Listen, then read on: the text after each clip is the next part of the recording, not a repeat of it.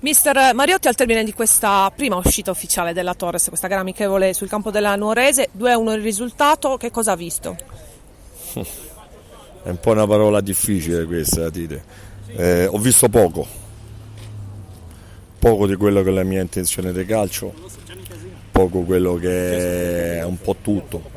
C'è da registrare tutto, ma lo sapevamo, è la prima uscita che facciamo dopo 3 settimane di lavoro, che siamo insieme, c'è molto da fare. Di quello che penso non ho visto niente. Spero di cominciarlo a vedere dai prossimi giorni, dalla prossima partita amichevole che è l'Atletico Uri. Perciò non sono né soddisfatto né deluso né niente, è quello che mi aspettavo. Forse poi è dispiaciuto che siamo rimasti in 10 dal 40° del primo tempo. Che magari voleva qualche indicazione in più. E in più invece abbiamo fatto tutto un tempo di sofferenza, però sono tutte cose che nel calcio ormai sono navigato, bisogna stare sereni, tranquilli, che vincevamo, che facciamo, non ne ferma, niente. Dobbiamo solo, anzi questo forse ci fa capire tante cose, dobbiamo fare.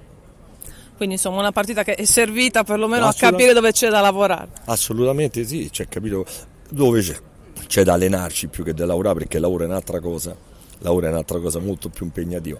Dove ci dobbiamo allenare, dove dobbiamo diventare totalmente squadra. Forse siamo stati più squadra del secondo tempo che il primo tempo in inferiorità numerica. Poi il bello del calcio è questo. Però poi i ragazzi hanno combattuto, non hanno mollato mai, già questo è un primo sintomo di qualcosa di positivo. Certamente dobbiamo correre, insomma, dobbiamo aggiustare qualche cosina. E allora, grazie, in bocca al lupo per il proseguo. Grazie a te, sempre da gentilezza.